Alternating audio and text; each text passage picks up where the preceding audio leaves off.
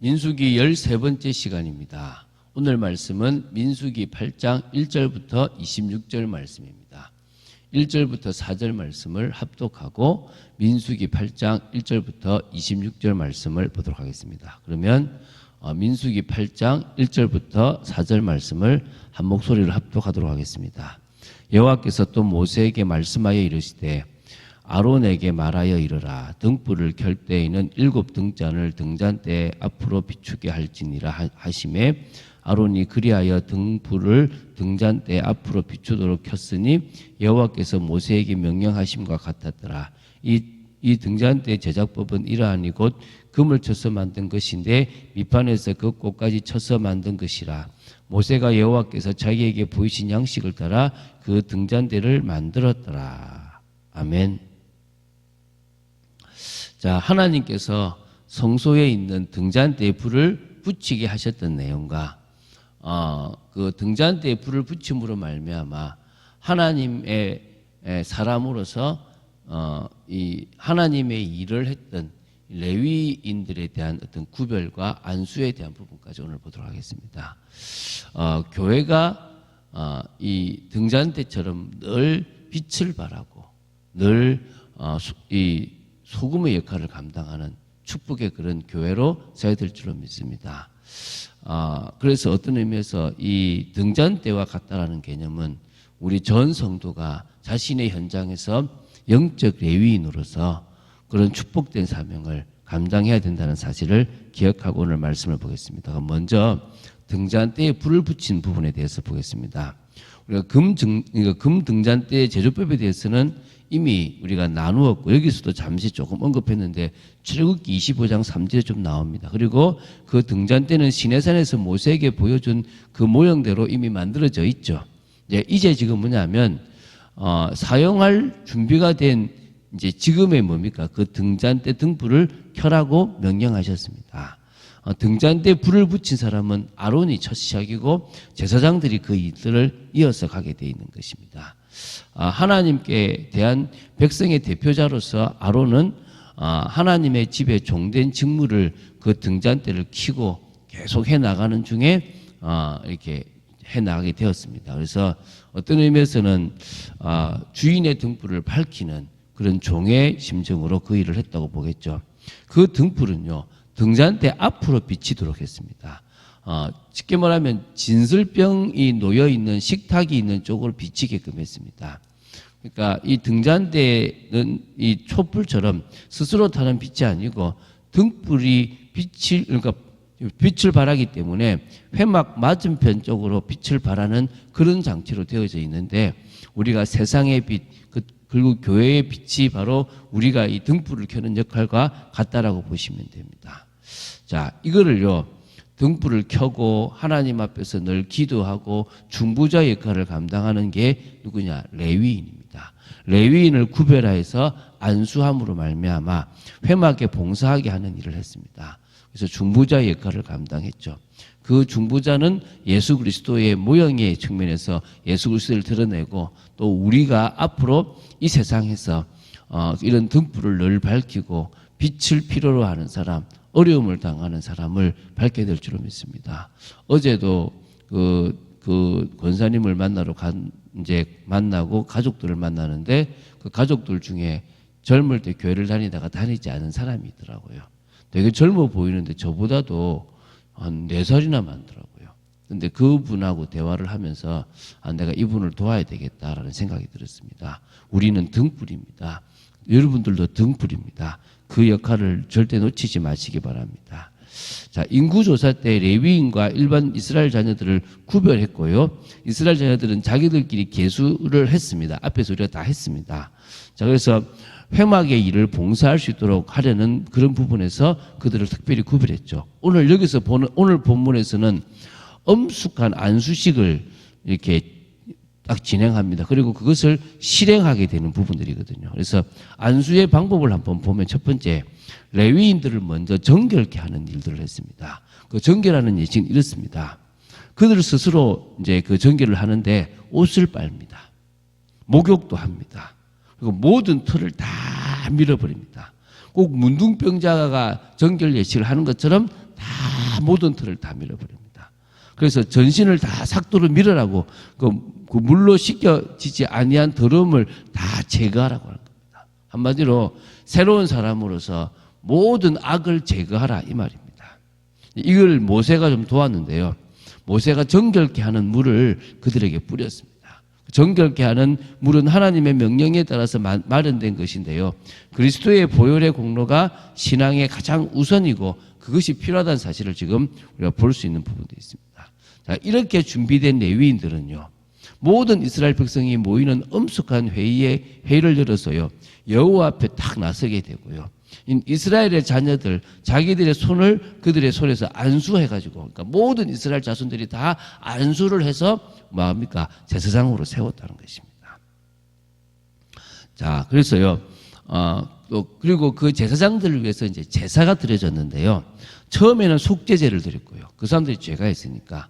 그리고 번제를 드렸습니다. 레위인들을 하나님께 드렸다는 거죠. 하나님께 속했다 이 의미가 있는 겁니다. 그리고 그들의 머리에 각 해당자들은 그 제물의 머리에 안수를 함으로 말미암아 내 죄가 이쪽으로 넘어가는 내가 이렇게 넘기는 그런 부분들도 있습니다. 그래서 우리는 이 죄의 용서를 받아 하나님과 화해하기 전까지는 하나님의 일에 쓰임받을 수가 없습니다. 어떤 의미에서는 십자가의 피를 붙잡은 사람만이 진짜 주의를 할 수가 있습니다. 왜? 그래야 제사함 받거든요. 그 사람이 성도예요. 성도가 있고 교인이 있는데 교인은 교회 다니는 사람이고 성도는 그 중에서 그리스도의 십자가의 피로 거룩하게 구별된 사람을 말합니다. 진짜 교회의 일은 주님의 일은 그 성도가 제대로 할 수 있다고 생각하시면 됩니다. 우리가 하나님과 화해되고 그에게 제물로 드리기에 합당한 자로 되는 것은 곧 제사, 그 제사거든요. 그리스도를 통해서만 가능하다는 것입니다. 그래서 이제 이 레위인들 자체가 이제는 이스라엘 자녀들이 바친 예물이라는 개념에서 안수를 하고 드려진 겁니다. 그러니까 여호와 앞에 바쳐졌다 이 말이죠. 이게 이제 조금 설명되겠지만 결국은 장자가 죽어야 될 것들이 누가 드려진 겁니까? 이 레위 지파가 드려졌다는 것을 지금 상징하는 것입니다. 그래서 아론은 먼저 레위인들 자신과 이스라엘 그 자녀들이 그들을 바쳤듯이 그들을 하나님께 양도하는 그런 일을 하는 겁니다. 하나님은 당신께서 그들을 받아들이셨다라고 선포하셨습니다. 레위인들은 나의 것이다 되리라.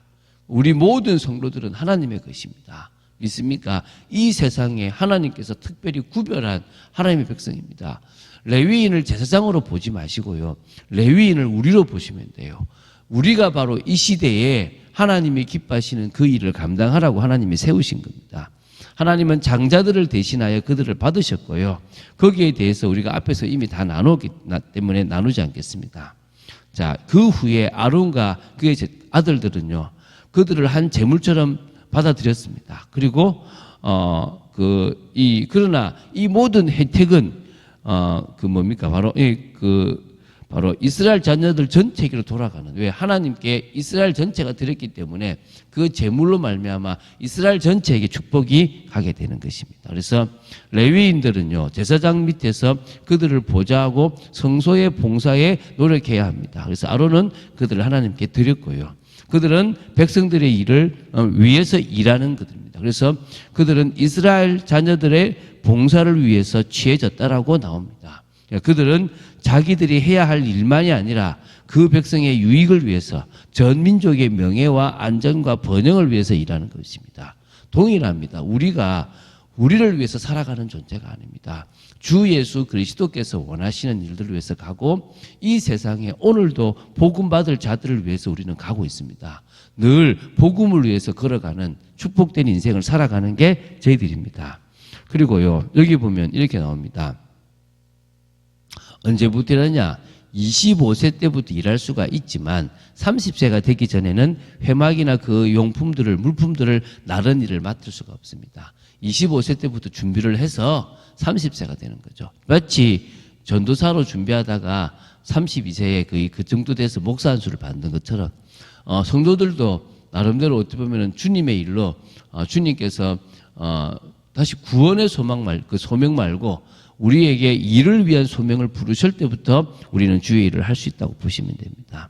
50세가 되면요, 일을 쉽니다. 그러니까 20년간 하고 안식으로 돌아갑니다. 그래서 25절의 말씀해 보면요. 그때가 되면 꼭 전쟁터에서 돌아오는 사람 같이 가면 되는 겁니다. 그러니까 불명예스러운 면직이 아니라 그 직무에서 다 했기 때문에 영예를 얻고 나오게 되는 휴식을 얻는 것입니다. 그래서 그리고 나서는 이제 그 자기들의 직무를 담당해 왔기 때문에 그렇게 쉬게 되고요. 다른 사람들이 할 수 있도록 돕는 부분들을 했겠죠. 좀 체계적이고 사실적입니다. 우리도요. 그냥 하지 마시고 여러분들이 모든 성도는 두 번 소명을 받습니다. 한 번은 하나님의 자녀로서 소명을 받고요. 한 번은 주의 일을 위해서 소명을 받습니다. 어떤 의미에서 우리 모든 사람들은 주의 일을 위해서 소명을 받습니다. 근데 과거에는 그렇게 얘기를 해요. 목회자는 두 번 소명받고 성도는 한 번 소명받는다 이래요. 그러니까 다시 말하면 목회자를 특별히 구별했다라고 얘기하는데 그거는 성경적으로 조금 잘못됐다고 보시면 되고요.